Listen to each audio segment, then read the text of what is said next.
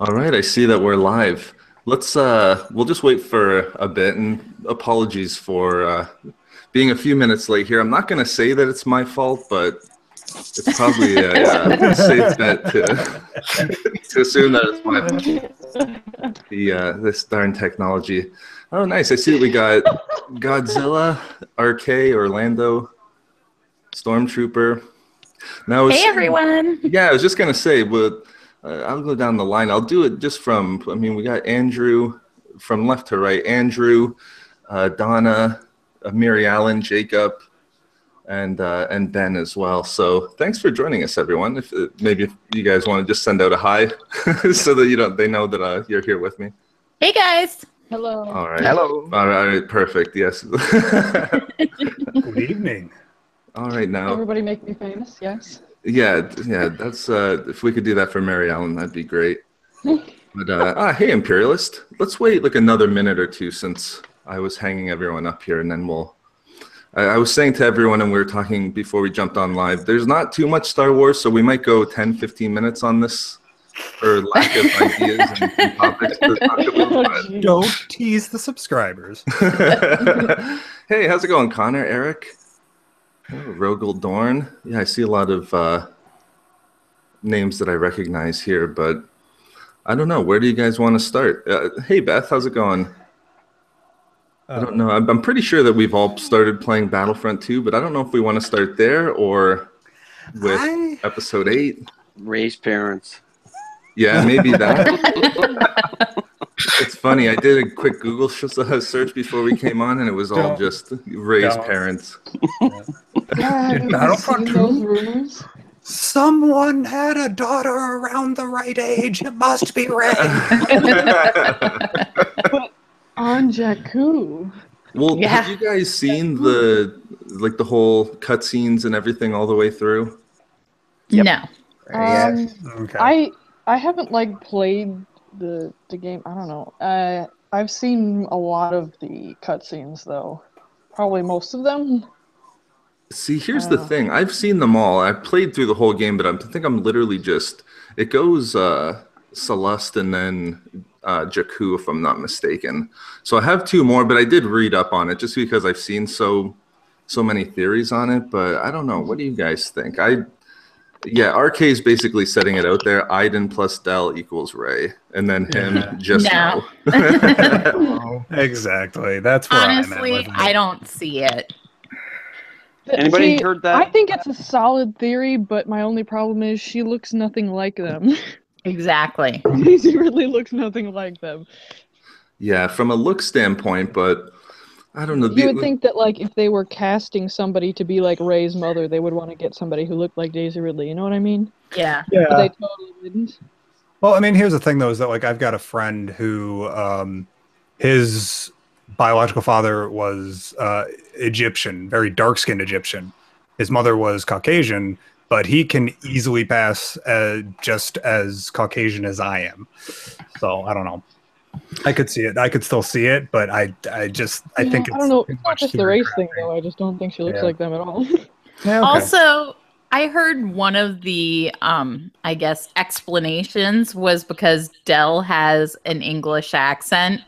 You don't inherit an accent like that, okay? I'm sorry. That's not how it works. Well, the article... Yeah, Del Rey. Who's getting a phone call? That's me. I knew Filoni was going to call me live. Should I take it? Sorry, I can't talk now, Filoni. We can talk season 5 potentially next week. But here's the thing. I read a article, and I think it was like an inverse article, but they said something along the lines and they admitted that it's not the strongest theory, but they said something to the effect of, well, we know that Iden was one of the best pilots in the galaxy, and Rey has potentially strong piloting abilities, but I don't know if that, unless Iden's force sensitive and I'm missing something, I don't know if that's gonna be a good connection to make at the Del end of the learned day. the Force from Luke. Yeah, I don't think you inherit piloting skills though either. I'm pretty sure that's Yeah. Now, for what it's worth, to my understanding, because I don't worry about video game spoilers, I'm only an anti movie spoilers guy. Right.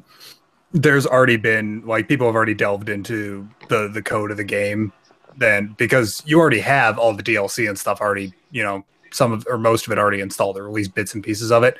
People already have found audio files of a younger child, a younger child or a teenager saying "nice shot, mom." Right. So no, I don't think it's going to be Rey. It's possible it's a trap. They are because they want us to believe it's not. They're planting evidence. Yeah. And the thing is, too, the Serious Gamer in chat says we won't get Rey's parents in Episode 8, and I think that's where I am as well. I don't think we're going to figure it out in Episode 8. And didn't Rian Johnson say something along the lines of it's not as important as we think it is? He said something along the lines of, you guys already know my personal stance on who's Rey's parents is, which is I don't care. I'm worried about who she is as a person now. Right. But I believe this is not verbatim, but the quote went along the lines of, it's not important to the story of The Last Jedi. It's important to Rey as a character. So it will be kind of addressed. Right. Salad Von Bako makes a good point. Daisy Ridley said herself that Rey's parents were obvious in TFA. See, now that's when my tinfoil hat goes on, and I go, I think she's trolling. Because that's the kind of person. Do you think she'd do that? I don't know. If you look at her sense of humor and the fact that she did all those those jokey videos with Josh Gad and stuff. Right. I think that she's got that trolly sense of humor. Yeah. I don't know. Maybe. If it is true, too, it wasn't obvious to me, so I'm not sure what she's getting at with that. But I think Mitchell's makes a good point, too. It's Rey's parents are important to her, but not necessarily important to us. That's probably what I read closest to what Rian Johnson was saying. I haven't done a video or anything on it and talked about it at all, but I think it's more important how Andrew's saying why she's on Jakku than who her parents are. I don't think that there's an important connection. I think she was just hidden there away from the First Order, but that's my whole First Order connection to Rey theory that I'm too scared to release at this point because of all the Rey stuff. But I feel like she doesn't have to have anybody important, but they made such a big deal of it in the Force Awakens that it's if it's not something interesting, and I feel like, then why did you set it up as this big thing? And yes, that's exactly how I feel about it. Agreed. Her parents have to be somebody noteworthy. Maybe we haven't met them yet or whatever, but here's my question. Why would they build it up so much and then leave us on a cliffhanger for 2 years just to say her parents aren't important? Yeah. Carry on. Can I just ask one thing? Where in the story of Episode 7 do they they just don't tell us who her parents are? That's it. I don't see where they're dangling in front of us and teasing us about who her parents are. Lightsaber scene when Anakin's lightsaber calls to Rey, and you hear a voice, a female voice that says, "Come here, Rey." What? I did that video that I did on it, and I watched that scene 80 times while I was doing that video, and I never heard that. What? Yeah, it's in there. I rewatched it several times to confirm. What? yeah, that's interesting. I don't. Well, I guess what I think is it's not so much about what was in the movie, because they left it out of the movie and then they hyped it up so much, everybody's talking about it. Mark Hamill's on Twitter trolling about it. It's everybody's trolling us about who Rey's parents are, and they're not telling us, and it bothers me. I think though that they're trolling us because we made a big deal out of it. They knew we were going to make a big deal out of it. Come on. That's true. They had to have known. So we can just blame George Lucas for everything. Even that one. because we wouldn't have that expectation of everybody is related in some way, or there's always going to be some weird, crazy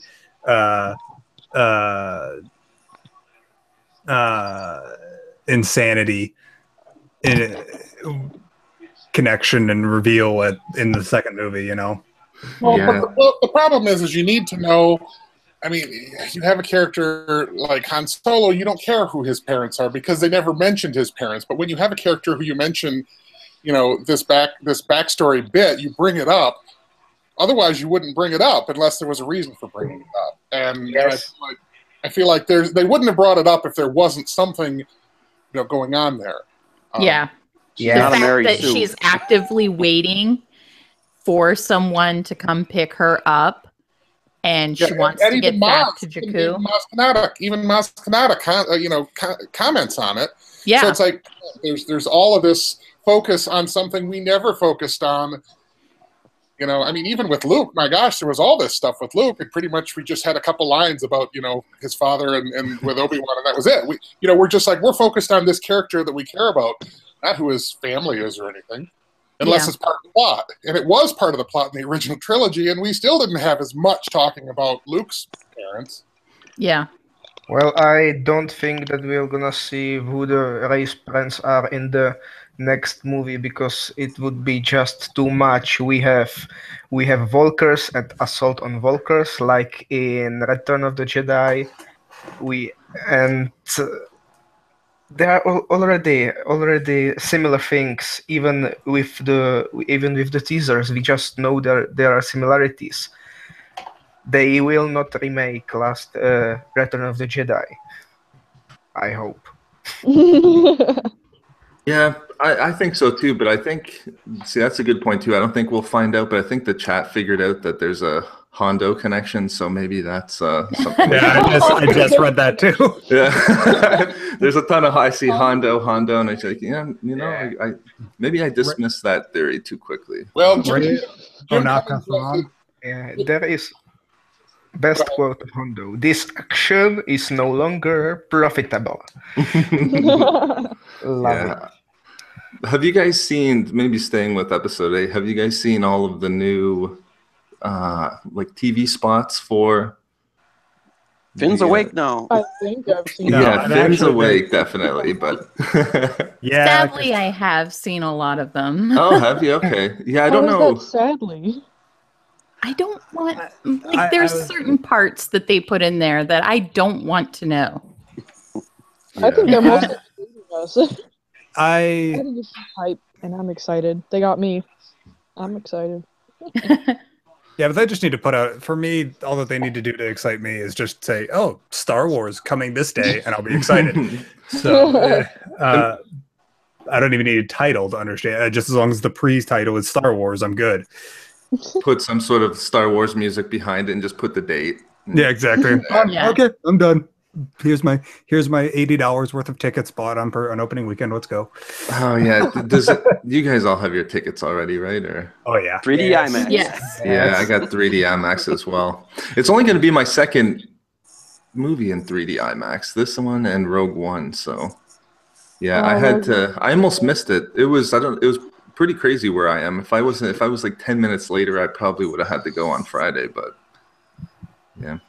See, the thing that I like I don't want to say too much because let me know too in chat if anyone is staying away from the TV spots, because I did that for episode 7. I'm not doing it now, but the best part of it for me is what we hear from Snoke with the whole darkness and light rising. Do you see him close his eyes? Yeah, we saw a little bit longer. We saw him close his eyes this time as well, but. Yeah, I won't say too much then about the TV spots if people are avoiding it. Yeah, I've seen a couple people in chat say that they're staying away from TV spots too. So just as courtesy to them too. I don't know. Are you guys staying away from the behind the scenes stuff? Because I know that they've released some behind the scenes footage that I've been avoiding that, but I don't know if there's. The behind the scenes, the only other one that I could think of other than the one that was released at Comic-Con or D23, one of the two. was the like directing Episode 8 or directing The Last Jedi or something. It was like a behind the scenes thing that concentrated primarily on Rian Johnson. And there's no spoilery bits or anything in there that would bother me. Okay, yeah, maybe I'll watch that then. Yeah. Speaking of Rian Johnson, and I'll just say too, thanks again everyone for jumping in. I see Kuriel Byrab in chat there. I appreciate it, guys. I'll throw this out to everyone, chat and everyone here in the Hangout, but what do you guys think about the new trilogy that they announced, I guess, a week ago at this point? Maybe a bit longer? Origins of the Jedi. The Old Republic, Revan. I really hope Let it be Thrawn. Snoke trilogy. Revan! Snoke trilogy, that's good too. Jeez, I didn't even think about that. Well, you guys just basically took what my top wish list were. I think at the top of my list, initially it was probably Old Republic, but Origins of the Jedi would be a cool idea too, Andrew. Yeah. Well, here's the thing: is I don't mean to crush Mary Allen's or Jacob's hopes, but they're talking about something that's never been explored, and I think they're talking about legends as well. And brand new characters that have never been explored before. So I don't think we're going to get an Old Republic trilogy out of this one. We could get an Old Republic. The thing about the Old Republic now in canon is that it's like totally open. Like there's all that stuff is legend, so they could totally rewrite it and change everything. Yeah. And it would Well, be there's also the point that they said it's a corner of the galaxy. Yep. So that's the kind of a location, not necessarily a time. This is what confused me and why I wanted to bring you guys on so badly, because that's right. I pulled up the quote anticipation for this, but it does say, because I don't know, there's some legalese in this sentence for sure. New characters from a corner of the galaxy that Star Wars lore has never before explored. So there is the whole corner of the galaxy versus timeline, but then Star Wars lore, do you think that includes legends as well, or? Because I could see it, for example, I saw some people saying that, for example, Darth Malgus, Darth Bane, Thrawn, I could see them touching on those characters again and then just being like, well, we meant just Star Wars canon. We don't mean the legends as well, but. Yeah, that's a good point too, is that my interpretation of it not being legends is a personal interpretation. The problem is that we have nothing to go on other than we know it won't be episode 10, 11, 12. That's about it. My theory is that it will tie into the Disney the Star Wars land. What is it, like Galaxy's Edge or something? Yeah.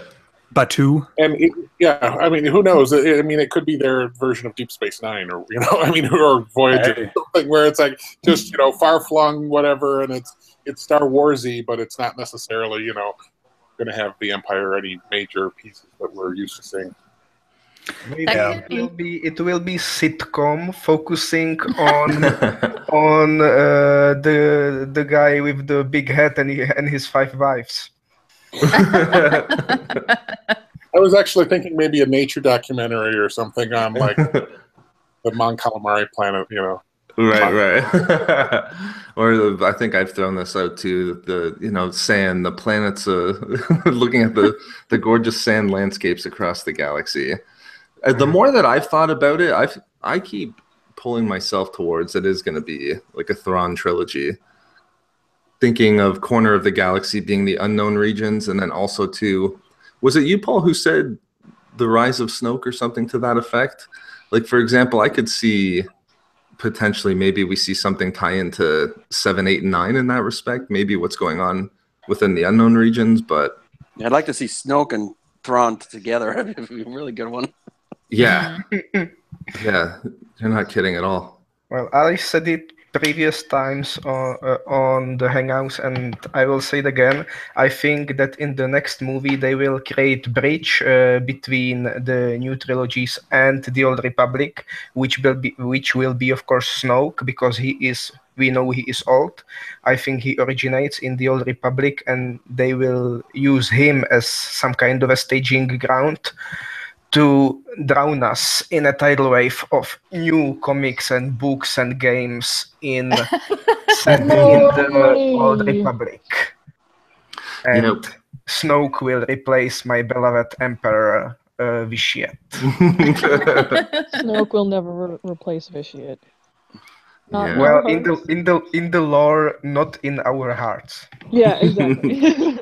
If they do something in the Old Republic, I think that would be really cool too. Origins of the Jedi would be, let's say you did Origins of the Jedi and maybe tied it into Origins of the Sith at the same time. Yeah, the reason why I think that is because I could just imagine Rian Johnson sitting there at his table writing the script for The Last Jedi and going, okay, I need to come up with all this lore and stuff because we're at the first Jedi Temple and da-da-da-da-da. Wait a minute. All these notes that I got, that could be a trilogy. Hey, Kathleen, you know. You feel like doing a trilogy? Yeah, like you feel like doing a trilogy about the origins of the Jedi and the Sith, you know, or the origins of the Force users in general, because you could also have lots of really interesting social commentaries and you know, whatever, because the first people to use the Force have to be you know, seen as abominations by some people, and you know, because they're practicing witchcraft. And you could also have really fascinating character arcs and family stuff and all that, you know. Guys, I just came up with a really random and really cool idea. What if, okay, they take the Star Wars, like, Origins of the Jedi, like, back so far that we see that it's, like, people from Earth who are the first people to, like, use the Force, and, like, when it would happen about the same time as, like, we create, whatever you call it, like, hyperspace, like, traveling between star systems and stuff. And it would show, like, humans from Earth colonizing other planets and then using the Force, like, oh my god. You just blew my mind, Mary Ellen. Yeah, if they Star do Wars this universe in the past, which would be like now, well, maybe a little bit in the future from now, which would be a long time ago in the Star Wars galaxy. Ow. I think that was actually part of the original, like the human origins story in Star Wars or something. Oh, I think it was like George Lucas had this kind of plan to connect all of his works. So he had like some other movie with a dude that was supposed to be like one of the Skywalker ancestors. So yeah, I mean, you can find YouTube videos on it if you want to see. I don't know it very well, but I saw a video on it once and it was pretty cool. I don't know. I feel like if they do that, that's going to be a jump the shark type thing. I mean, you know, we've already seen Battlestar Galactica. I don't know if we. I mean, we've even got Phasma, who kind of looks like a Cylon. So I don't know if we're going to connect Earth to the Star Wars universe anytime soon. Right. Yeah, I mean, it doesn't necessarily going to do that either. Yeah. It was just an idea that popped in my head and I had to share it. I'm thinking it would be a little bit later than that. I'm thinking that we're talking like hyperspace has already been a thing, but people are just starting to, like, for example, there's just now seeing the like they come across Tython, you know, while exploring the deep core. You know, I love Tython. Yeah, that story would be great to explore. And it's like, oh, sorry, go ahead, Andrew. Oh, I was just gonna say, and then you know they end up coming along with the the you know, here's what the Force is, and then they're like, well, what is this abomination, and da da da. So.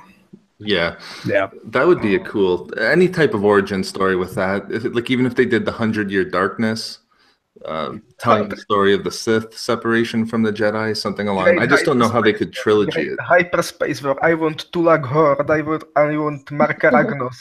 These are so cool guys, so cool Sith. And what do we have instead of these cool Sith? We have Kylo Ren. Yeah, I see Mark has been asking me, you find yourself in Star Wars during the Galactic Civil War and Legends, what do you do? Go find Vader, I guess? I don't know. What would you guys do? Go team up with Vader and see if we can. In Legends, make friends with Gavin Darklighter and then join Rogue Squadron.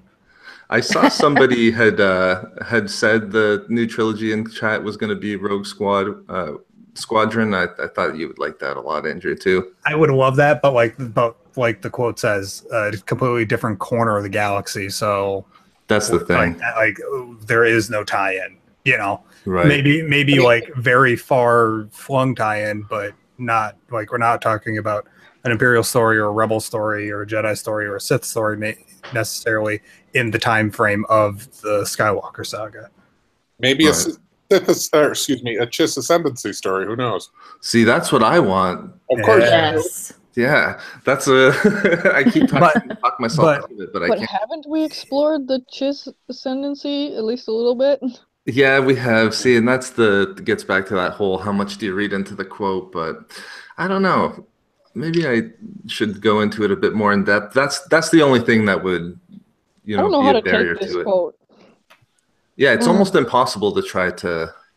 That's probably why they put it in, right? To create as much speculation as possible. Yeah, exactly. But how would they make a Chiss Ascendancy movie without Thrawn, without upsetting people? Yeah, see, and that's why they would need Thrawn in it as well. Well, I have a friend, and she wrote fan fiction about Thrawn's daughter. It's weird, but it can work. Get her to turn it into a screenplay and then send it into to Disney. But what I'll do is if I want to talk about Rebels, but if people want to just in chat want to throw some questions our way, I haven't seen the latest 2 episodes of Rebels. Oh, I've been really enjoying it. I forgot to watch them. I was gonna do it like all week, and then I didn't. Well, that happened to me on Monday too. I woke up Wednesday and I'm like, I forgot something Star Wars related, and it was Monday's episode of Rebels. There's just so much going on. But what's up with the Loth-wolves?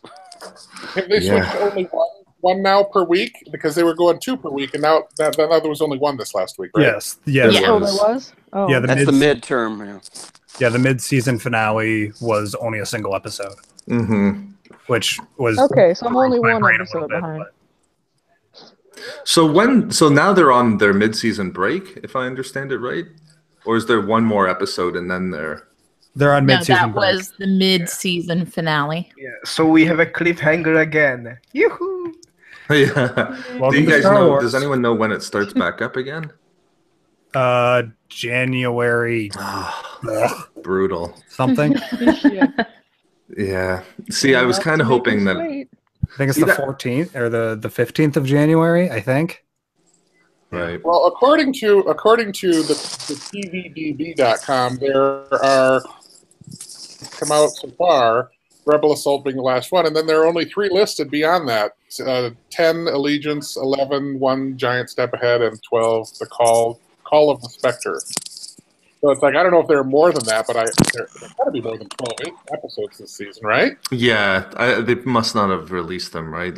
Yeah, because they only released the name of they only released the name of all the episodes for the first half of the season relatively early or relatively late, excuse me. Yeah. Do we know if it's 24 episodes this season? No, it's not. It's a shortened season. I think it's 16. Chat's saying it's 16. Yeah. Which I have to admit, I've been loving the 2 episodes a week, but to get this now 2-month break is going to be painful. But you kind of have to take it. There won't be a movie or something to occupy you during that time. That's not like there's nothing to fill the void, but. What have you guys thought about this first half of season 4? I've been enjoying it as much as a 27-year-old guy can enjoy a show meant for 8-year-olds. Well, I was show for Clone Wars was for 8-year-olds too, and it was so much better. Clone Wars was meant for people entering into young adulthood. because that's who George Lucas has always been trying to tell stories to, from A New Hope all the way through the end of the Clone Wars when he sold Disney, or sold to Disney. You're right. So, you know, like we're talking like a good 4, 5, 6 years older target audience, which, you know, when we're talking about kids, that's a huge gap. Yeah. So You're right. You're right. yeah, my thoughts on Rebels is always been the same thing. I sit down, I watch it. Sometimes I smile, sometimes I laugh, and then it's over, and then I'm done. That was fun. I watch, I smile, and I hope that the droid will finally die. And I know he will not, because he is in the what's the name of the thing? Rogue One. Why No. would you ever want Chopper Forces to of die? Destiny. He is so annoying. No, he's not. He's adorable and hilarious. What are you talking about? I knew we Chopper's were going to have a probably chopper war here. HK-37 is hilarious. K2SO is hilarious, but Chopper is not hilarious. I want him die, and I want to be painful. Well, he can't experience pain. He's a droid. I know. Wait another until the Jabba Well, I torture scene thing. Yeah, I know. I was just gonna bring that up. I was like, wait a minute. Apparently, they can experience pain. I don't know how that is, but whatever. Does anyone have any idea what this whole Loth-wolf aspect is so far? I don't know, but it's really bothering me. I had a really long. I hate Loth-wolves. So, you know, I've had a really long I had a pretty decent sized conversation, I guess, with Steele Saunders over on Twitter, and because he really wants to know exactly what they are too.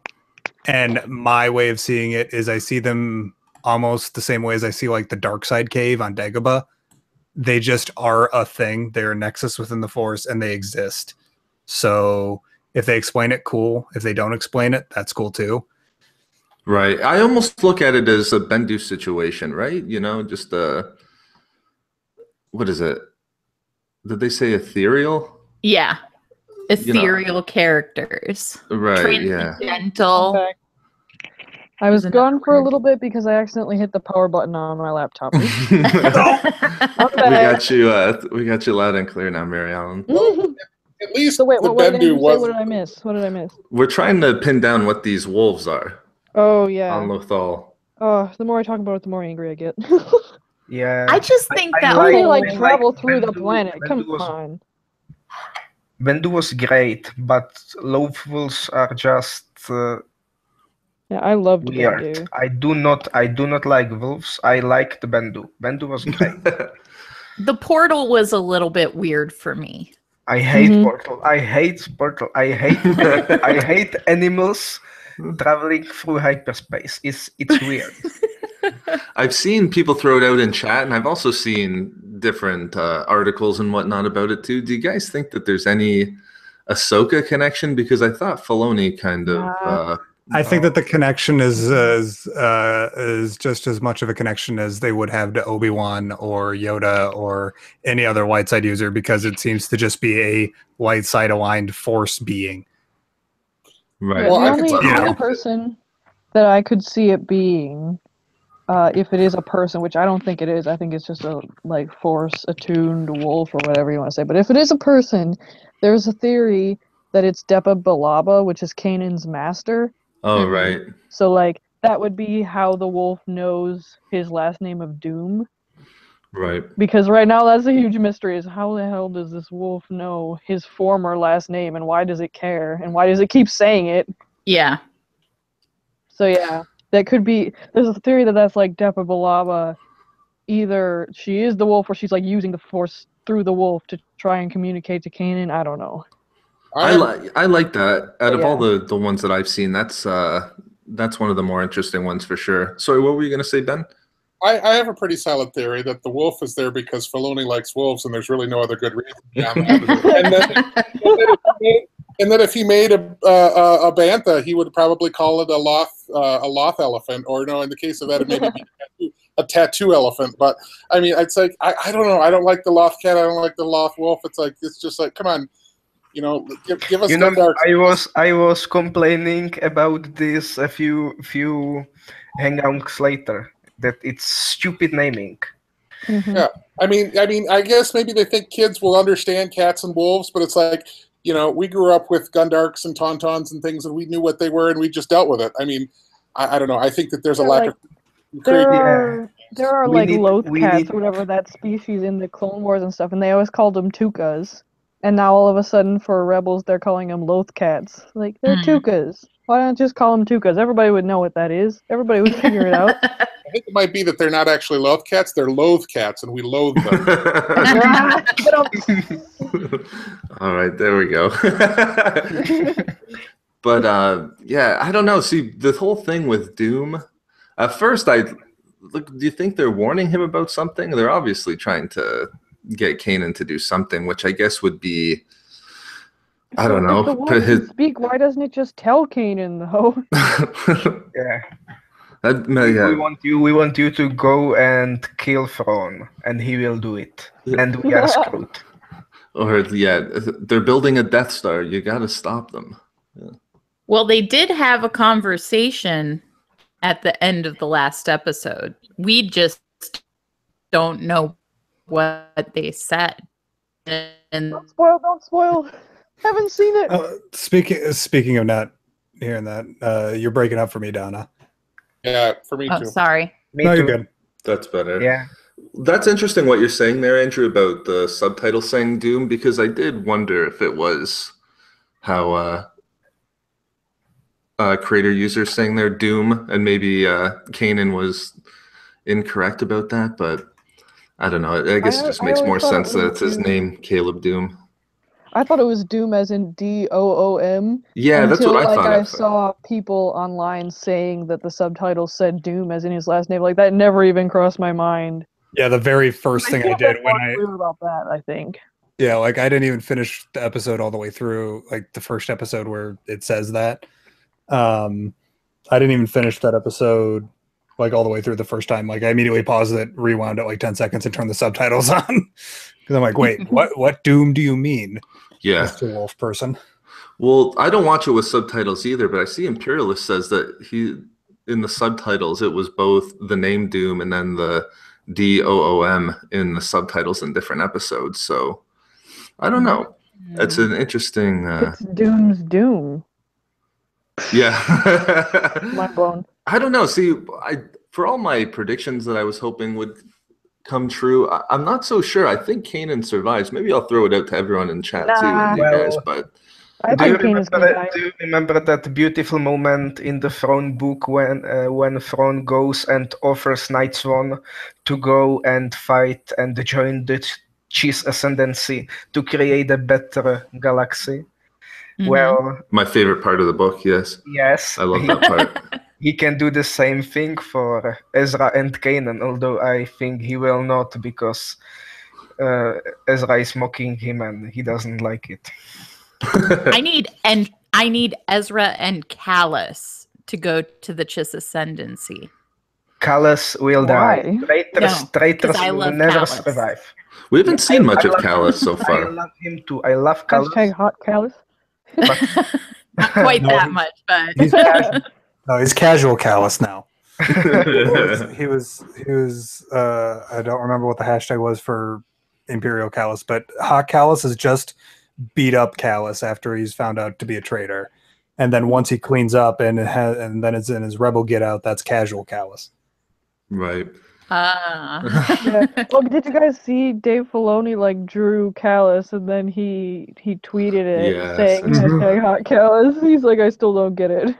yeah, with the little hearts everywhere. Yeah. I'm pretty sure that started with one of the animators. I'm pretty sure like one of the animators is the first one that used that hashtag. Like after the season 3 finale or whatever. So I assume everyone has seen Clone Wars, season 6, and that one obviously felt kind of like rushed. Let's throw what we have left together and come up, bring closure. But I kind of feel it's kind of the same in this. I mean, it's like there's stuff that, like the Mandalorian, the first two Mandalorian arcs. I mean, it's almost like they're just like, let's just throw all the stuff we've got left in a box. And I thought, I understand it with Clone Wars because it kind of came to an abrupt end and they weren't expecting it. They were planning for this, and yet there's an awful lot of stuff that kind of feels disconnected from, the main storyline wrapping up in a satisfying way. It seems like, where does some of this stuff? I definitely agree with you on the Mandalorian thing. The Mandalorian start did seem a bit like, I can only assume we're not going to see much more of the Mandalorians from here on out, but it did feel a bit rushed there. Yeah. The thing is I know what you're saying too. It doesn't help that we're getting maybe the 2 episodes per week is making it feel a little bit more rushed than it is. But see, here's the thing though that I wanted. From hearing that this was going to be the last season, I really wanted it to be basically what we're getting, like the story of this squad of rebels now for 4 seasons, and see exactly what they're doing a year before A New Hope. So in a lot of ways, I thought maybe there was a little bit too much going away from the actual Kanan, Hera, Ezra storylines, maybe in season 2 and season 3, but I've been enjoying it so far this season. And if anyone read the Rogue One visual guide, I think we already know how it's going to end for Loth-wolves, but nonetheless, maybe I'm wrong about the whole Canon thing. I'm looking at the chat, and I think you guys agree. I'm probably the odd man out thinking that Kanan's going to survive some way at the end of the season at this point, but yeah, you know what makes me think that Kanan's going to die, and it's so sad, is because like Kanan and Hera, like right before Hera leaves Loth-wolves, they have that kiss, and I'm like, oh god, I really hope this is not the last time they see each other, but I think it will be. It very well could be. That's a good point too. Yeah. They do leave on that last kiss. Before they die. I mean, yeah, before he's dead. I think that Kanan will die, but I wonder what will they do with Ezra, because if he stays alive, he can totally replace Luke Skywalker. He will die as well, or leave. That's a good question. I think they're probably going to keep him alive, but he's probably going to desert the Jedi path, kind of like Ahsoka did. That's what I think they're going to do with him. Isn't there the theory out there that he's the Benicio del Toro, the DJ character in the new movie?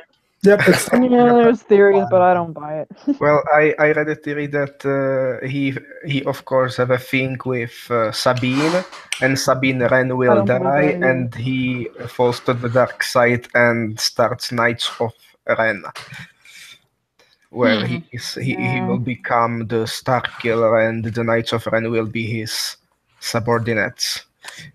I think it is not true, but it's cool. Yeah, same. I don't think it's true. I'm seeing a lot of love for Darth Zana in the chat. I'm liking what I'm seeing there. Really?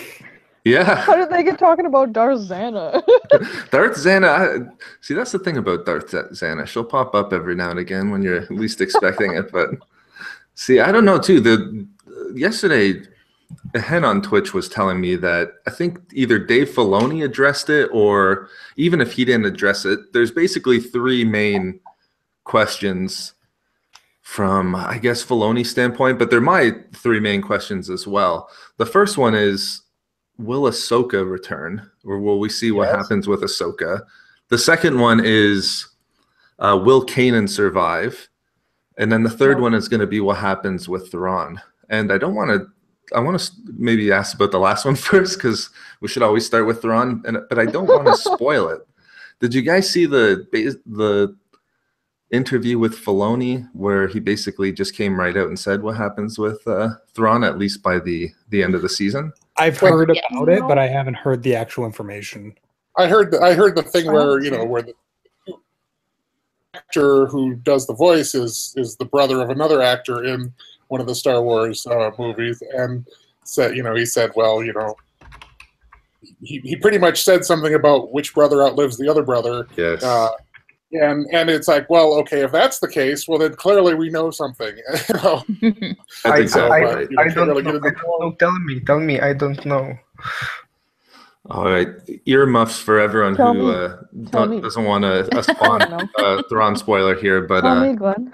I guess what happened was the way that I read it, and I've heard it repeated as well, but Filoni, there was a bit of an inside joke going around where people were giving, I forget the actor's name who played Galen Erso, but his brother does the voice for Thrawn in Rebels.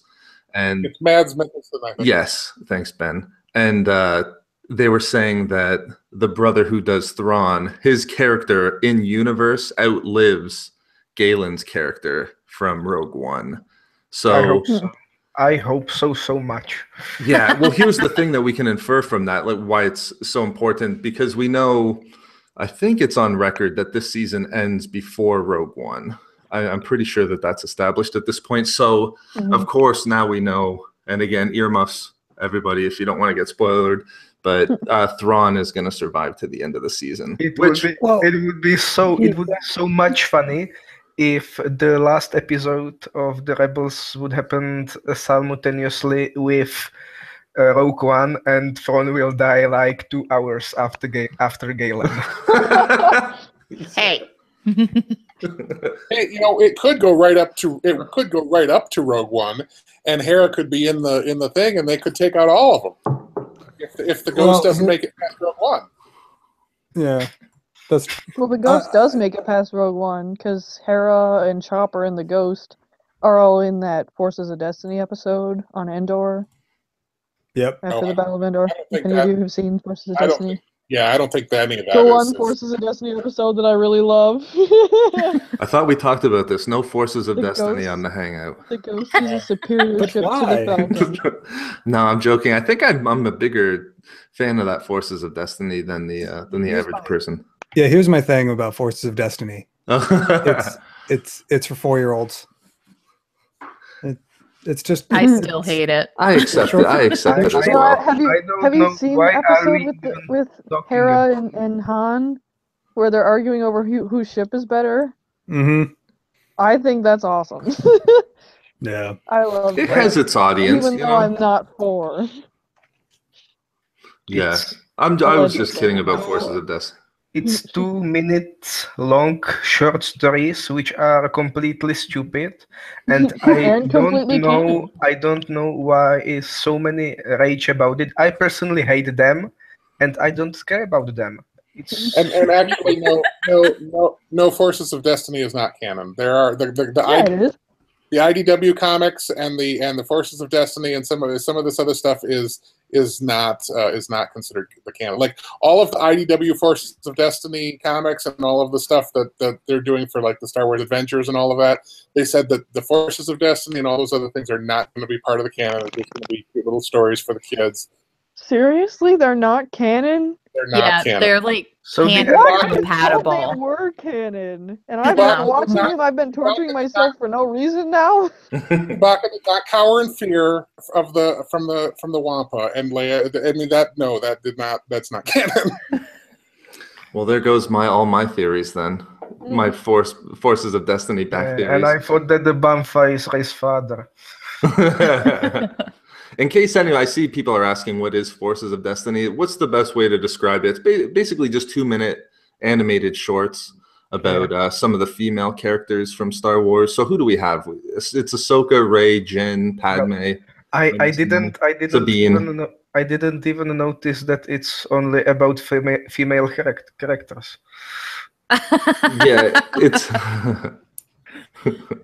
They make Anakin look like a girl too. Yeah, an Anakin. They Forces do. of Destiny Anakin. Yeah. I don't mind Forces of Destiny at all. Out of all the things I'm butthurt about that show, Anakin's face is the worst. Yeah, they gotta change that if he's coming back. But It's so bad.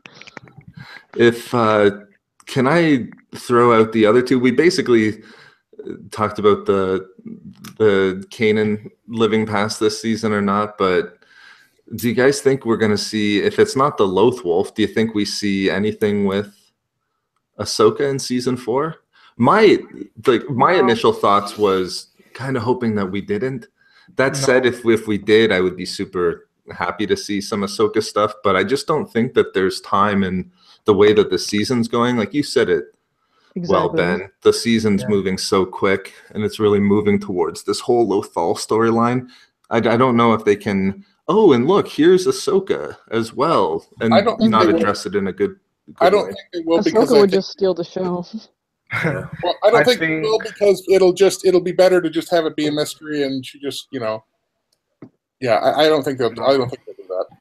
I think that she is alive, but she will not appear in the Rebels. But I hope that she will appear somewhere else, because kill her off screen like that. It's heresy. Well, one thing I hope that they start doing, stop doing, is with Rogue One and now with Rebels, it's like, well, we're just sitting here going, when are they going to die? When are they going to die? We know they're going to die. When are they going to die? And it's like, I mean, I guess in Rogue One we didn't know for sure that they all would die. I mean, they did originally intend for them not to. So I mean, there was maybe some suspense, but now it's like we're just waiting for it to happen because we're all expecting it, and I just I wish with the new trilogy too. We're all like, when are Luke and Leia gonna die? So I don't think you're gonna get away from that. The thing is, when I was like, when is Han gonna die? Because Harrison Ford wants to get out of this damn role. I mean, doesn't mean it was necessarily best for the story that it happened at that time, but I knew it was gonna happen. Yes. If the actor playing the character really wants to die and basically won't do the next movie, it correlates to a huge increase in percentage of that character dying in the next movie. He wanted to be killed in The Return of the Jedi. Yeah, and I think even Empire Strikes Back too, right? He wants to die at Empire Strikes Back.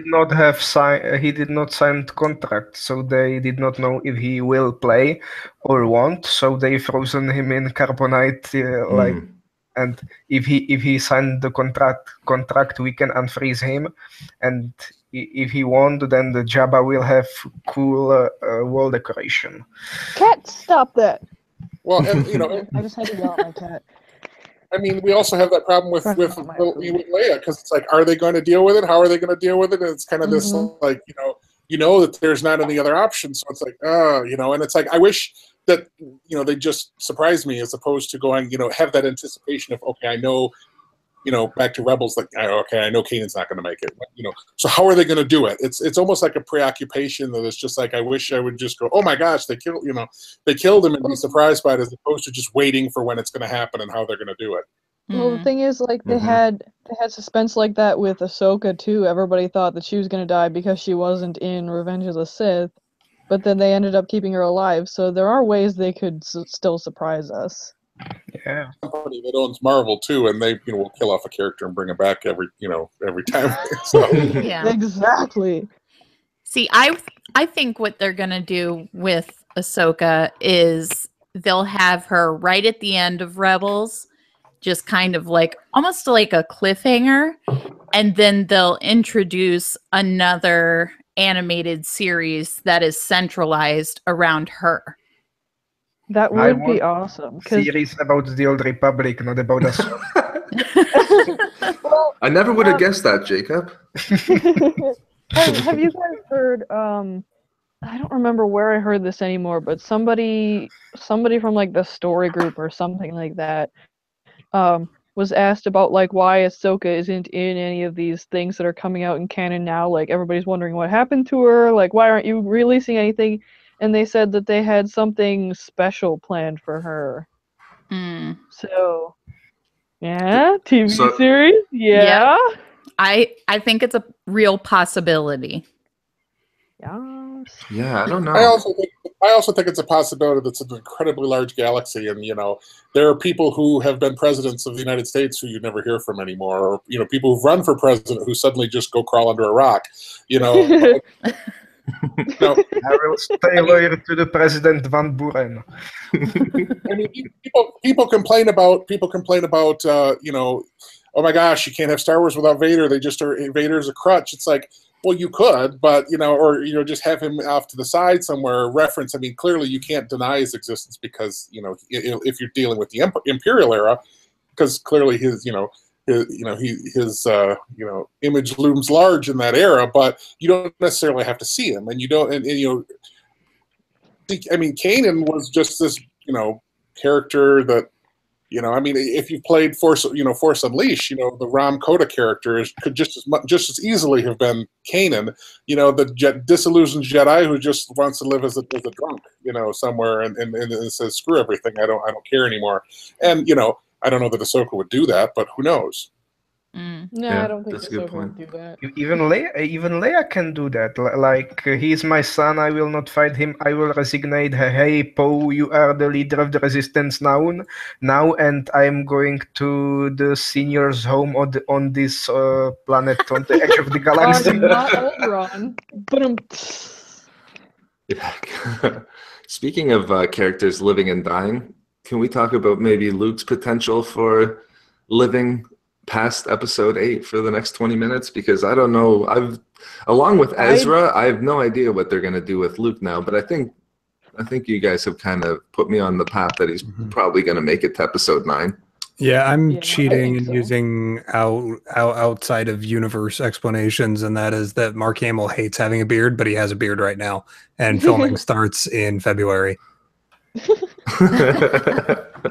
That's That there you is a go. good observation. I'll I take don't that, think Andrew. they That's would, that's I good don't enough think for they me. would kill off like Han in one movie, possibly Leia and Luke in this one. I just don't think they would kill off the big three that quickly. Well, as long as Chewie is alive, we are fine. That's what really Chewie's gonna matters. make it to the end. Yeah. He'll Yeah. get through 9. Speaking of Luke, what's that meme? It's like Star Wars in The Last Jedi Red, but like it just says Star.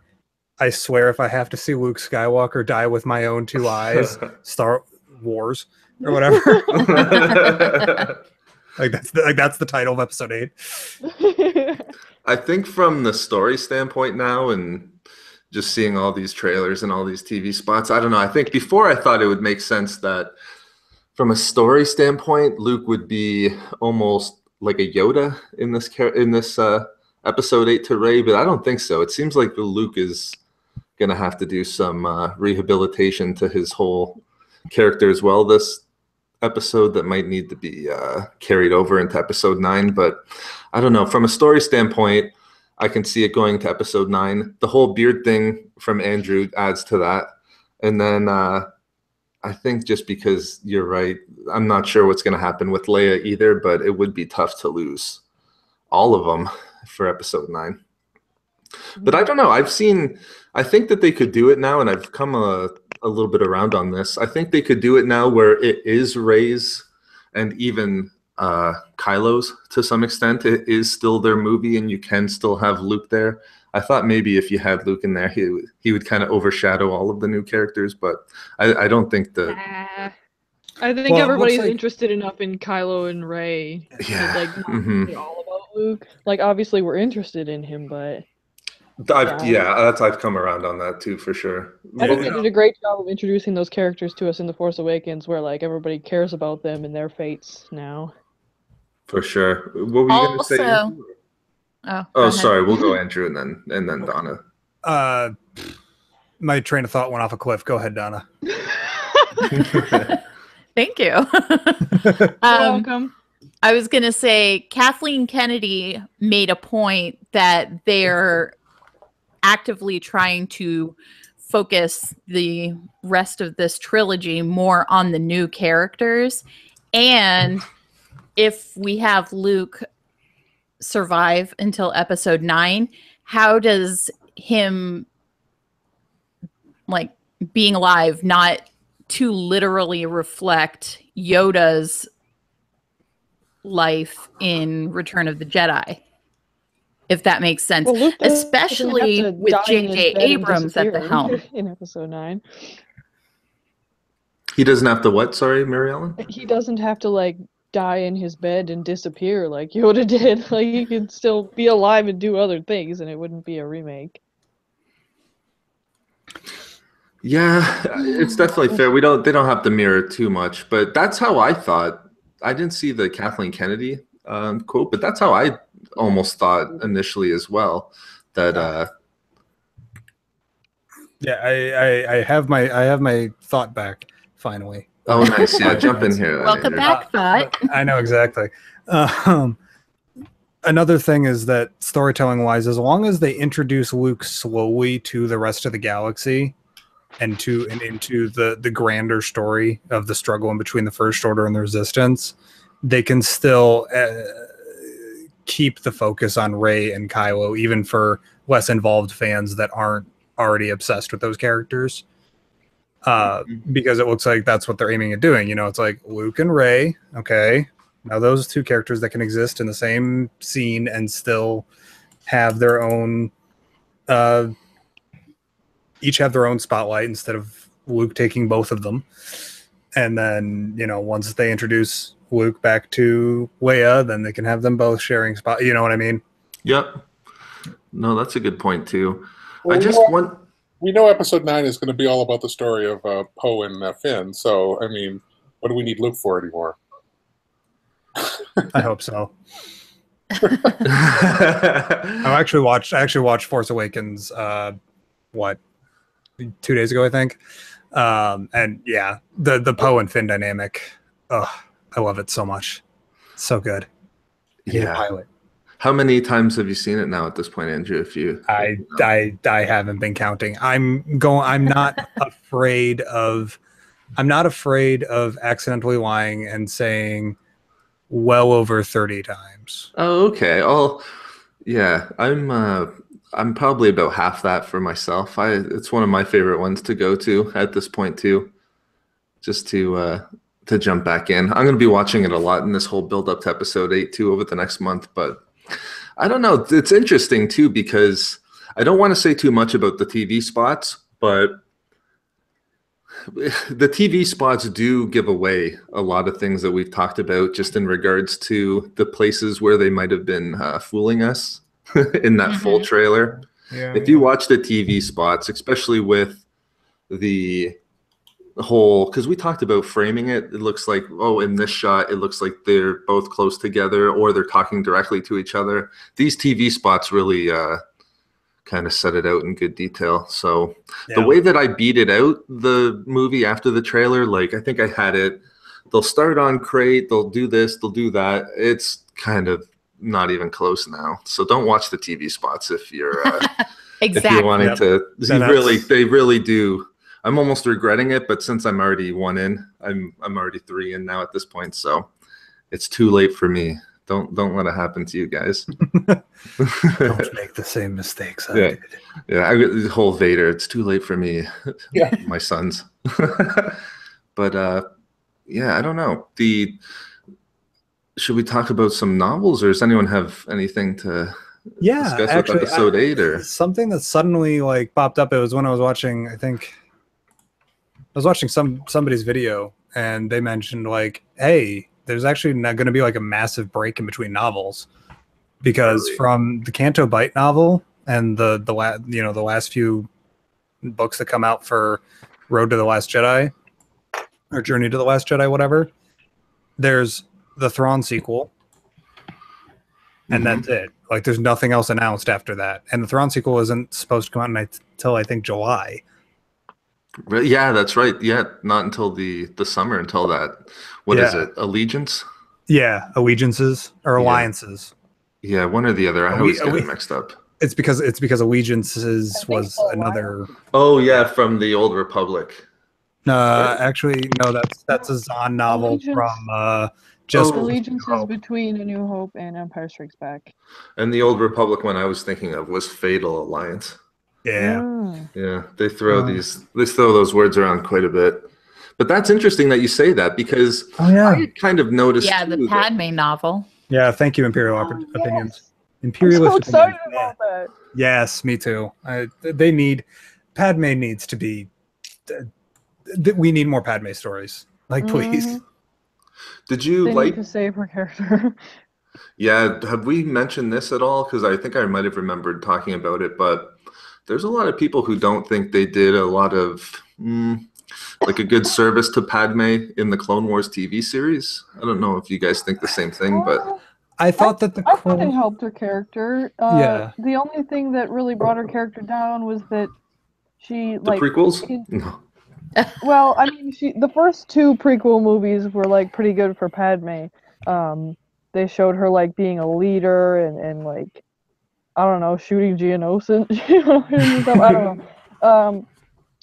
But it was like in episode 3, she basically like there were a bunch of scenes of her like basically helping found the Rebel Alliance that they totally cut out, and they kept only the scenes of her like Oh being yes. barefoot and pregnant and hugging Anakin.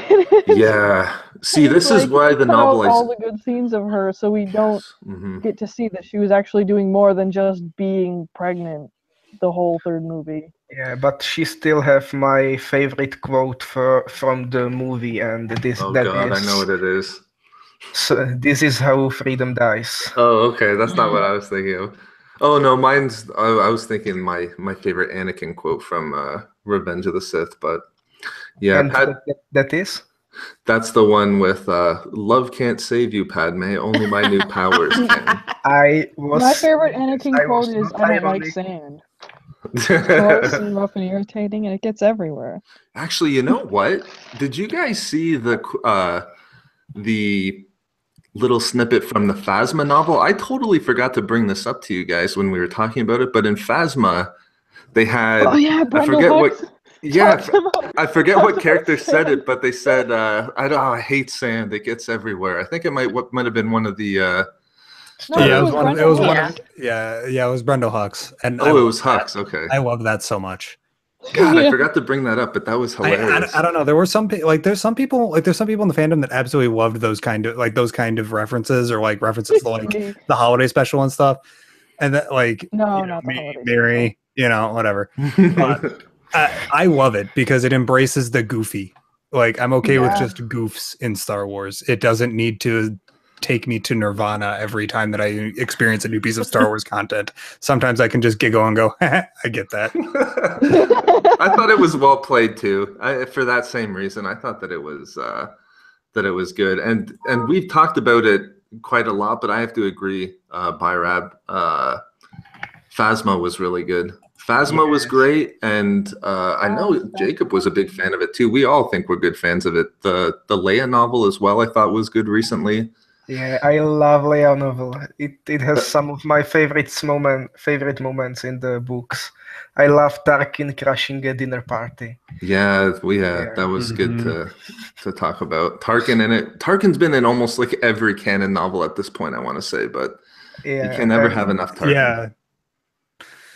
He was in Lost Stars, had his own novel. I'm pretty sure he was in at one point the Thrawn novel. Yeah, he was. Several points. Oh yeah. Yeah, he was a pretty major player in that.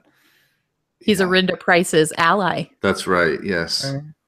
And then the Leia novel, his self-entitled novel. But yeah, that Padme novel should be pretty interesting. Do we know anything about that one? If like what era it's set in? Because if I'm remembering correctly, it might be. I think that's all we know about it. I think it might be pre-Attack of the Clones, right? I'm not sure. All I saw was Star Wars and Del Rey both like tweeting and then retweeting each other about the announcement about there's going to be a Padme novel, and I went, oh, cool. I did see something about prequel, but that's really all. Okay, it is listed as a young adult. So that's like again in the vein. So is Leia, Princess of Alderaan. Yeah, and so is Ahsoka. Cranking out really good young adult novels, so I don't care. You know what? You're not lying, because really my surprise favorites were really that Ahsoka, which was young adult, and then this Leia, which was young adult as well. Yeah, Rebel Rising was decent, and that was. The young adult ones are just like normal Star Wars books, except like they're a quick read. That's kind of it's like I'm pretty sure that it's just the pre-rep because I thought the audiobook has to be less than 10 hours. That's it. because I mean, like Rebel Rising has some really dark themes in it. Yeah, it might be the darkest one we've read so far. Well, I mean, it's definitely. I mean, I really like Leia, Princess of Alderaan, and I think it was. I mean, I think it was written as maturely as any of the other ones. I mean, it certainly was no, the glove of Darth Vader or some of these little young kids books they had way back in the legacy days. I mean, some of those were just corny. I am odd man out on this one. I did not like the Leia novel. Yeah. Oh, why not? Why not? I felt like it focused too much on the negatives of her character through her own internal narrative. And I just really hated it. It happens sometimes, Oh. I really, I'm probably not as close as strong as hated it, but I'm on the kind of the sidelines on Empire's End, and I think a lot of people love that book. Yeah. The Aftermath, third one. So it happens. Sometimes the story just gets to. I bought them because they look really pretty on my shelf, but I haven't actually read them yet. They do have really pretty covers, I'll give it that. It does look cool. Yeah, I'm looking at them right now, and that blue, yellow, orange does look cool. The certain point of view one, the exclusive one, that cover is really cool. Yeah, that's a cool one to have too. That was the New York Comic-Con special edition, Ben, that you got, or? Yep. That looks cool. I tried to find something on this Padme novel, but this article on Nerdist.com just says no details about potential settings. So, I mean, I can't imagine a situation where Natalie Portman would come back and play anything. So I mean, it's probably safe. Just now, as of course with Leia, now they can start writing books because they're not going to run into anything that's going to conflict with a potential movie or anything going forward. They're probably not going to have any Obi-Wan stuff because they kind of have ideas for maybe doing an Obi-Wan movie with Ewan McGregor. So any books that might have him are probably going to be cagey about getting into any details. But I think characters like Padme or Leia now and whatnot, where they're just going to be able to fill in whatever blanks they want because they don't have to worry about painting themselves into a corner if they decide to do a movie. And that's a good point. When we are at filling the gaps, we have only books in new canon which are just filling the blanks. We have no original story like Yuuzhan Vong Invasion, Bane Trilogy. They are just expanding. They are not creating anything new. I hate it. Yeah, see, you basically took what I was just going to say, Jacob. I hope that we just get a fun story with I mean, it doesn't have to be an original story too, but like, why not just have a one-off young Dooku novel? You know what I mean? Nothing too crazy, but it does seem like we're getting books that fill in the gaps, like a catalyst or major stories with major characters. What happens immediately after Return of the Jedi with Aftermath. And well, I mean, we got Lords of the Sith, which deals with major characters, but it didn't really add anything necessarily it didn't fill in any gaps. It's just a self-contained story about, well, not really Vader and Palpatine, more about some Twi'lek battles. I know what you mean. And then Tarkin doesn't really play into anything. I mean, I do see what you mean. Leia, Princess of Alderaan, doesn't really play into. It adds a little bit of context for A New Hope, but that's about it. I don't know. No, I definitely, you're definitely right, Andrew. I think the Tarkin one is probably the best example. If we could have something Tarkin, but because that one's almost perfect as a one-off. It really doesn't tie into anything. It's just a cool story of Tarkin and kind of his beginnings. Imperialist has is kind of reading my mind with this, like a young Dooku novel written by Lucino, just as kind of fun things as one-offs. We have been going for a while now too. I'll just mention here, thanks for jumping in here, everybody. I see Master Games jumped in recently, Brother 911. So yeah, thanks again, guys. Not to derail our conversation. It's a good point, Andrew, because other than that, this time last year was like the defining period of novels for me. We had the Ahsoka novel, we had Catalyst, we had Thrawn on the horizon, we had I think Empire's End, so the completion of the trilogy was in February. I just don't feel the same excitement at this point now with novels. So it's possible they have more novels planned, but they just haven't announced them. Yeah, I think that they probably do have more. Yeah, like what you just said, Donna. I think that they definitely have more novels planned, and I want to kind of call back to what Mitch was saying in the chat about what could possibly be getting sequels sooner rather than later, with us, getting a sequel to the Thrawn novel and stuff like that. I think that especially after episode 9, we are going to start getting a flood of content for in between, maybe even post episode 8. We might get a flood of content of the time in between Return of the Jedi and Force Awakens. Yeah, I hope so. Yeah, because Claudia Gray had had a couple of issues with people that were like, people have quoted Claudia Gray incorrectly and out of context, but it still does mean a thing that Lucasfilm, the story group, the big people, the big Illuminati people sitting around the round table in some dark basement in Lucasfilm have decreed that no, there's no content to take place post Battle of Jakku, period, until we say so. Because there will be great reveal when we discover that when Kylo Ren destroyed the Jedi Academy, he also killed Mara Jade, and that's why Luke is so upset. No. Yeah. No. And it can't be. That's not true. That's impossible. Search your feelings. Well, yeah, like Mitch just. Sorry, go ahead, Ben. Oh, go ahead. I was just going to say. One of the things Go ahead, Andrew. Yeah, go ahead. Finish your Now we thought. got Ben jumping in. All right. And like what Mitch just said about, I definitely think that the next sequel that both I'm looking forward to and hoping for, and that I expect to be announced, will be a Lost Stars 2.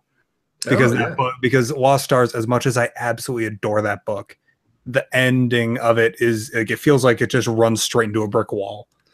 Yeah, that ending took me a day to kind of rationalize. It's like wait, but there's still storylines. Yeah, but wait, what happened? They're not wrapped up. What? IAM brings up a good point. A series between Phantom Menace and Attack of the Clones, like all of those. Yeah. The Clone Wars, or I guess like that era, from Legends, the Rise of the Empire era, like all of those. I forget who said it, but I saw a comment that said it feels like a lot of these novels are setting up the movies. I agree. I think that that's fair, though. I mean, it's a good time with the movies coming out to have novels tie in, but it would be cool, like you're saying, Andrew, if after episode 9, and I can see once the trilogy ends that there'll be a flood as well, that we just get novel after novel from all of these like really cool and interesting eras that aren't necessarily tied in or connected to 7, 8, or 9. Oh, I can't wait for that. They will probably start a new animated series, so we don't know about which era or we know anything about it. Yeah. See, how do you think too? Like once they do start kind of backtracking a little bit, I mean, it might be tough as well. Just to like, what do you do with the Legends material at that time? Because a lot of the post Return of the Jedi stuff is a little bit similar, but it all feels original and really good. But I just wonder, like, yeah, most of the old EU is scrapped. Yeah, but like, what do they do now once they get into that? Let's say if there's an Obi-Wan or Anakin novel that's either between Phantom Menace and Attack of the Clones, or even during the Clone Wars. It's just interesting to think what they'll do. Well, I wonder how with Marvel, like Marvel has, the next however many movies all plotted out, and they pretty much know all the they've grand storyboard ideas. They've gotten the big arcs already set up, and I'm sure to Star Wars as to a degree. I'm not sure how much the books are versus like the films and so forth. But one of the things that that I do like, and I hope they do more of, was the Leia, Princess of Alderaan. If you read that first and then read the Alderaan short story and from a certain point of view, I mean the character development in Leia, Princess of Alderaan for Brea was really good, and it made the story from a certain point of view much more powerful, because otherwise you'd be like, okay, who is she? What you really got to know her in Leia, Princess of Alderaan. And then you have this incredibly powerful short story with her in it. And I think if you hadn't read the one first, it wouldn't have been that big of a thing. So that's one of the good times when grand scheme idea where you hit certain points at different things, and it's contrived to where you just give little tidbits and then it forms a greater whole, is a good thing. But sometimes you also get like Rebels season 4, Clone Wars season 6, where it's like, all right, we've got these highlights, and now we got to cram them all together because long, and now we got a quick wrap of everything up, and so I don't know. You get a little bit of both. The old EU was a hot mess because pretty much the authors were given free rein. They did what they did, and I think this is the other end of the pendulum where it's like, okay, we want you to write a story with a purple vase and a blue moon, and where they're saying you have to hit all of these things and just write around these ideas, and it's kind of doesn't give the freedom. They're in essence writing somebody else's story and just fleshing it out. Yeah, that's a good point. Just along those lines as well, Oleg brought up a good point. He says, in my mind, there's no reason to reject Legends so long as it doesn't conflict with canon. That's basically where I'm sitting. And Andrew, you did a really good video on this, which is, if I'm not mistaken, kind of how you're approaching it as well. But basically, just so long as the new canon doesn't walk all over the Legend stuff or contradict it completely, then it's not like I treat the Legends like, oh, this is what happened in canon, but I don't just outright dismiss the canon, dismiss the Legends, I should say. Yeah, and an extra point is that even when something is dismissed, and canon is historical fact in this fictional universe, even when it is disproven by a new canon source, that doesn't mean that people aren't telling that story inside of the universe. So somebody 5,000 years post Return of the Jedi is telling the story of the Thrawn trilogy because that's what they think happened. Because games of telephone happen. Well, and like they said, there's truth in Legends, and I think really, I think a lot of the Legend stuff can be just assumed to be true unless it conflicts. I mean, because it's like, why, if it doesn't conflict with any of the major stories, then why wouldn't it necessarily be true? Yeah. Mm-hmm. I mean, yeah. There are certain things that won't work, like, Mara Jade being Luke's, wife and blah, blah, blah, stuff like that. Okay, that doesn't necessarily It work. totally works. Luke is not 60 years old virgin. There is some Mara Jade. Sorry, I just see we have Diego just jumped in too. I sent you a message there, Diego. If you want to just send me your email on Patreon, I'll send an invite. Absolutely. Oh, and I see we got Bessie in chat too as well. How you doing, Bessie? I should just mention, hopefully I'm not spoiling it too much here, Bessie, but I'm going to be on Bessie's podcast next Wednesday. So, oh, cool. Bessie, like the YouTuber? Yeah, Bessie the. Been watching for like a really long time. Oh my god. Yeah, we got some big Bessie I'm fans a fan. here too, Bessie. Just want to throw that out there. I'm pretty sure that it's live. So yeah, if you guys want to jump in, me and Bessie will be talking, I believe, next Wednesday at 3 p.m. So thanks for jumping in here, Bessie. I appreciate it. What's he say? To me, Legend versus canon is simply the same notion. Yeah, as guilty until proven innocent. Exactly. Yeah, or maybe, as I'm reading it here now, guilty until proven innocent. That's basically how I look at it. Unless it doesn't, like, for example, the whole Grievous backstory, I just can't look at that acceptable within the current canon now, since they changed it around through the Clone Wars. But that's Eastern Standard Time there, Teddy. And yeah, Alan Czar. Perfect. Sorry to derail us. I'll take a look here now, Diego. So are you guys like officially counting down episode 8 now at this point? I've got a friend on Facebook and Twitter that every day at 3 p.m. just sends out 24 or 34, 33, 32, 31. So I've already got a countdown going. He's doing it for me. That's dedication. Yeah. See, well, I mean, he is the, like, I'm not trying to like be, pretentious-y and name droppy, but he is the founder of StarWarsUnderworld.com. So, Nice. I don't have anywhere specifically where somebody's doing that, but I always just look on Twitter and somebody's got the number of days left at this point. 25 days, 21 hours, I was just 23 minutes, and 10 seconds. What are we at now? What's today? The 19th? So, Mitchell says 27, so. Yeah. It's crazy. Yeah, I think because, Jacob, I think you get a day earlier than us, don't you? I don't know, probably.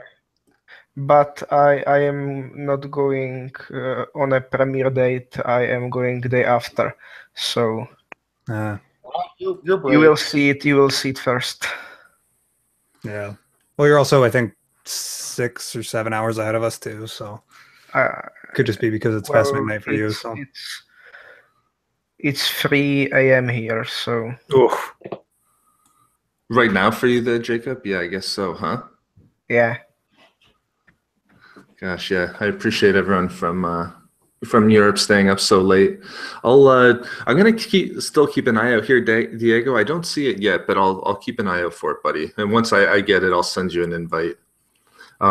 Just confirm to me if it's true, Diego. If it's through Patreon, maybe I'm looking in the wrong spot. But yeah, just with what Imperialist is saying there with The Last Jedi spoilers, I do know that there are people that are seeing it like a full week early. I think even maybe Diego is as well. Yeah, Diego. Yeah, Panama is getting like for one day only, and for like very select theaters they can show it on the 9th. So I'm just not going on Twitter. I'm going to open up YouTube, click the upload button, and then walk away from the computer. And otherwise, I'm just going to pull the Ethernet cord out, and turn off mobile data on my phone, and don't go anywhere near the internet for those 7 days. Gosh, yeah. And there's I don't know what I'm gonna do because I can't have it spoiled either. Yeah, I'll do like what RK's saying, hibernating for a week. See, here's the thing. Down with Viper asks, can someone tell me who killed Darth Bane?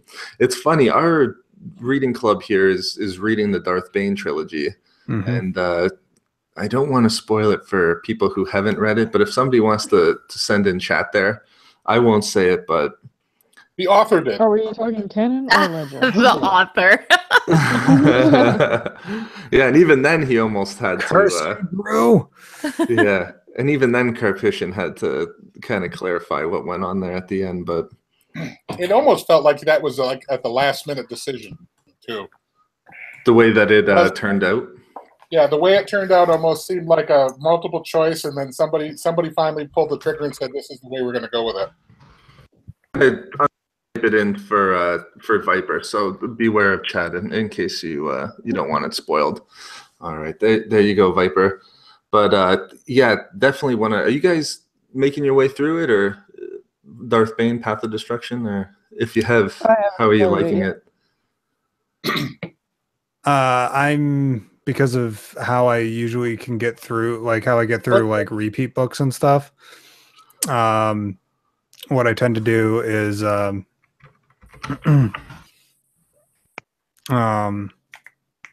just go through them on audiobooks at work. Yeah, so I wish I was at that point. Yes, so I'll get through it in like a day at work, like one shift at work. So right.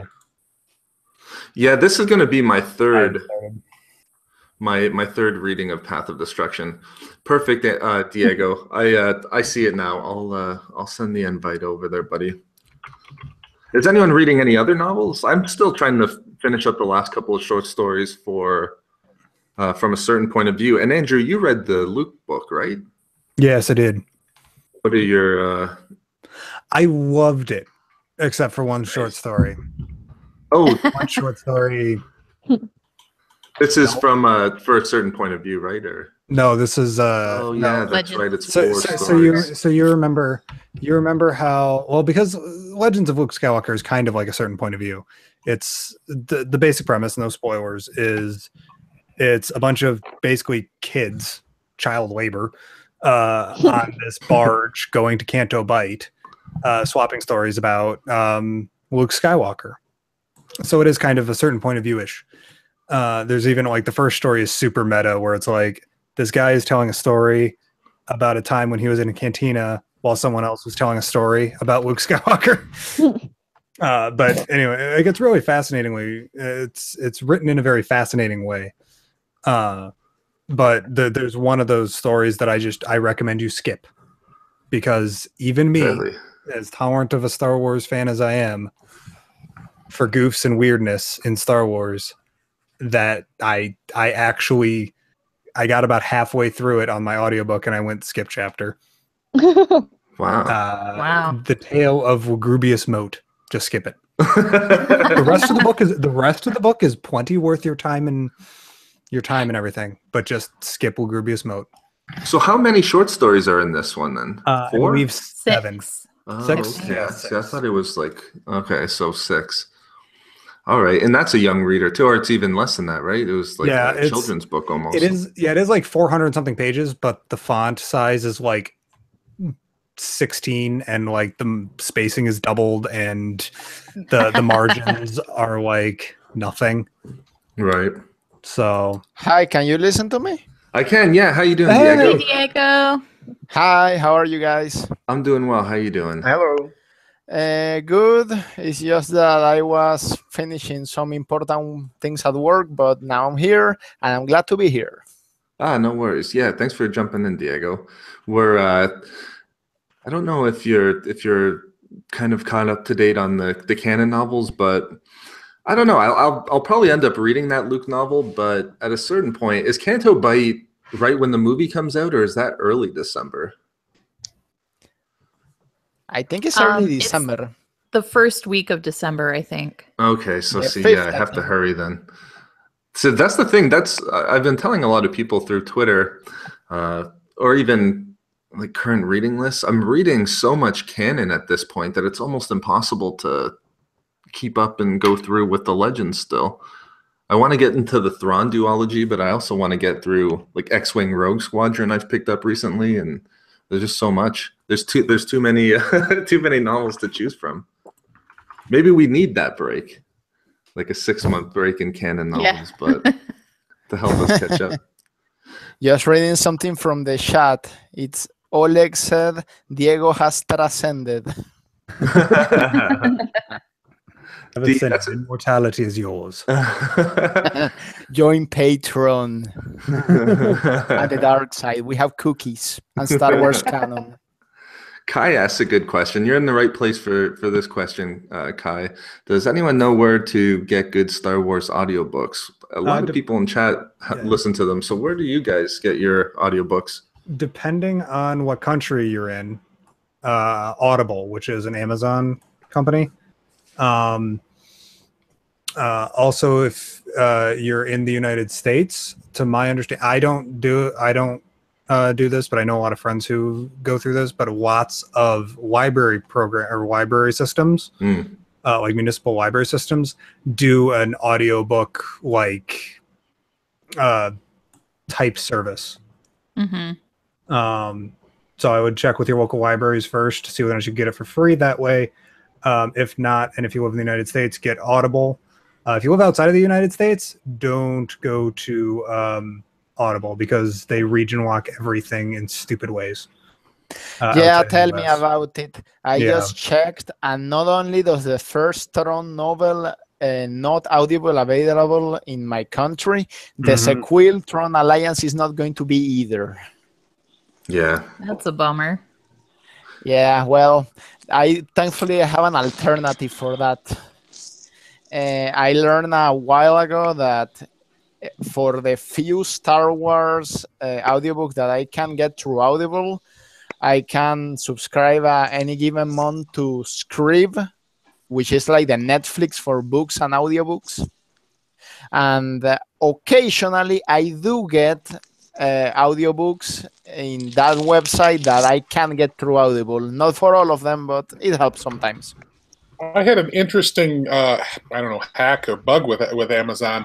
I, at one point, ordered some books from Germany. I wanted to get the Thrawn trilogy, ironically enough, in German because I wanted to read them. Of course, you can't get them in the US, so I went to Amazon.de, and I downloaded, I just ordered them and paid for shipping, and they got sent to me. But ever since doing that, I can now get German audiobooks on Audible for some strange reason. So you may, I don't know if you can find the book, in paper in another country. Maybe I don't know. Maybe you can find a book, order it from that country's Amazon, and maybe that will unlock the Audible for you. I don't know. It did for me. I may have to try that. I've only done that with the UK though. But okay, let's see. Thank you. I see some really good questions in chat from Tech and Bessie.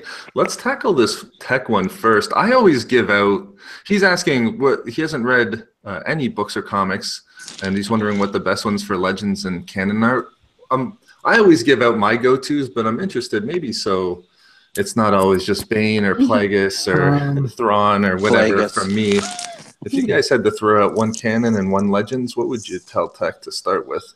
Well, here's the thing: is that are you more of a Force person? Like, it all depends. Let's see here. An easy canon one would be either Battlefront Twilight Company, if you're more into the normal people stories. Just because it's completely removed from absolutely everything. So you can just worry about the story that's happening with with those characters. And Legends, good lord. I'm gonna go with my standby of either the Thrawn trilogy or the first X-Wing book, X-Wing Rogue Squadron. Yeah, if you ask me, there is one particular Star Wars Legends novel that is mostly standalone, that I found it one of the most page-flipping adventures in Star Wars literature.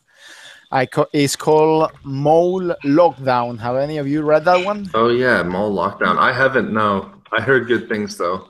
Well, that's one of the few Star Wars novels that I finish in a single day.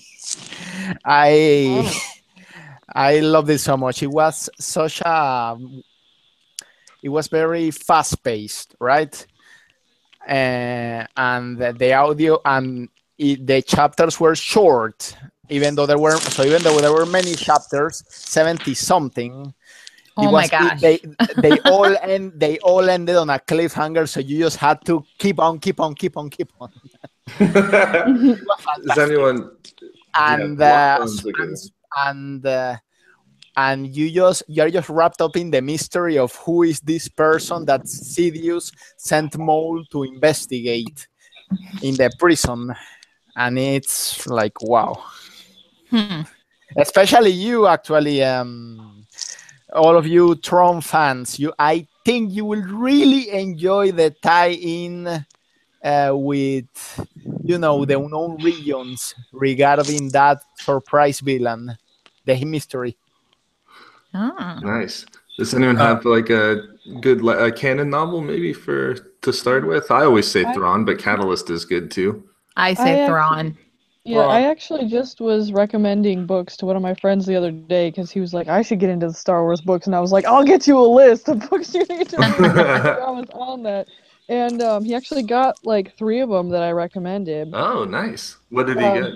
Well, my top like recommendations for canon novels would be like Ahsoka and Inferno Squad, and he ended up getting those two. I said that Lost Stars was very popular. He got that one too, and then he got Legends of Luke Skywalker. I didn't recommend that one, but that's because I haven't read it yet.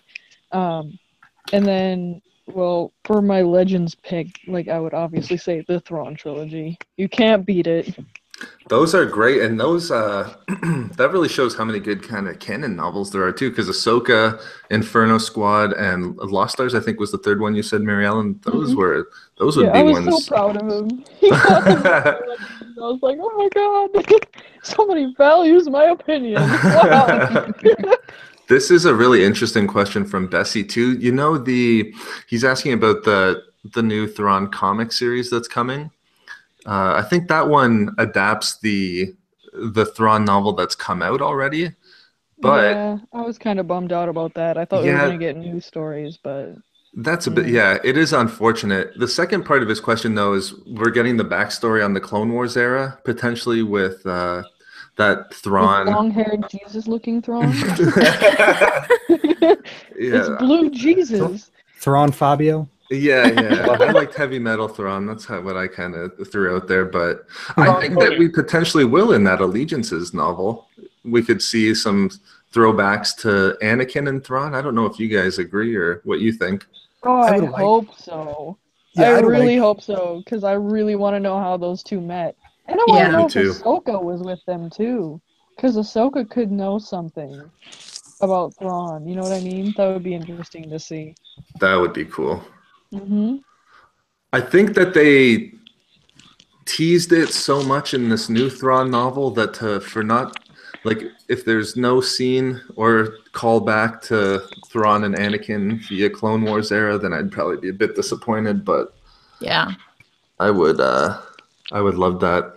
It's does anyone have? I'll give it to you guys first, but if anyone has any topics they want to bring up, we're getting a bit late. Maybe what I'll do is just ask people in chat to throw some questions out. Maybe we'll take one more. But if you guys have anything to bring up, I will also just say too. And I know Andrew.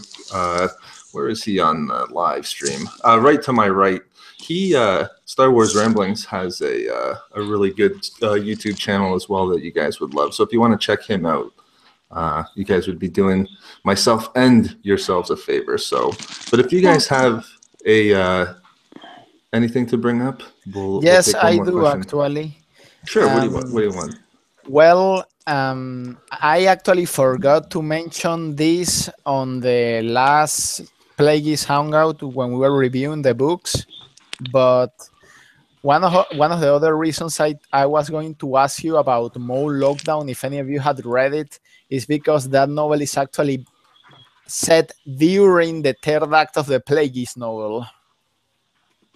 Okay. And not to get too spoilery, but we get more of the detail. One of the reasons for Sidious sending Mole to that mission involves Plagueis in a very subtle manner. Nice. Well, weren't you saying too, Diego, that there was a comic that tied in nicely to Maul's kind of understanding and knowledge about learning about Darth Plagueis for the first time too? Yeah, that was a short story. Oh yeah, short story. Well, that was a short story that was released with the I think it was the second most recent novelization for episode 1. I think I say second because I think Disney re-released episode 1 novelization once more, but I'm not sure. Yeah, that would be cool because I would love to look more into that story. Yes, that characters. One basically has Maul during the campaigns in Naboo with the Trade Federation trying to hunt down the Gungans and their cities, their hidden cities, before Qui-Gon arrives, but after Maul fails to capture them in Tatooine. Cool. So before they rally the army. And during that time, Maul has to apprehend one of the local citizens from Naboo, and she basically tells him, "So you have come to kill me like how like." I don't remember the exact wording, but she basically mentions Ego Damask. Yeah, that's right. Yeah. That's right. And he's like, "Who the hell is Ego Damask?" And then, wait, you really don't know? Like, why are you even here? And then he kind of connects the dots from that point. I'll check both of those out, Diego, the short story and Lockdown. I think it was released in 2012, that novelization, or 11. Let me write that down. That's awesome. I see Revan. I think Imperialist hit the nail on the head, Revan. Just for good books surrounding the Sithari, you can't go wrong with the trilogy about the actual Sithari with the Darth Bane trilogy. But yeah, that's a good recommendation there, Imperialist. I'm not seeing another question there. Does anyone have anything they want to throw out or say before we jump off here? I'm just going to say I'm impressed that we're limiting it to 2 hours and not like 5. Like 4, yeah. Our normal 4. Yeah. Yeah, we could definitely Usually sometimes I'm like, oh, I'm going to miss it. There's no way they're still on now. And then I get on and we're still talking for like 2 more hours. And it's like crazy. Yeah, with the private ones, we could definitely we'd go for half a days.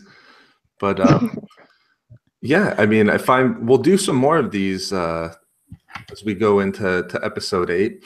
That's probably, now that we've gotten through, and somebody asked about the Battlefront 2 campaign. I've enjoyed it. I think it was a good idea, Imperialist, to go back and read Inferno Squadron. I think that there was good connections with the campaign in that novel. We talked about it a bit at the beginning, but the Admiral. Yeah. I love that term.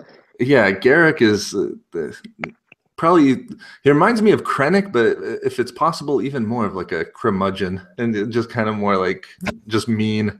Can I just say, like, I loved, like, without giving any spoilers for the campaign, like, I loved the ending, like, with Garrick Versio.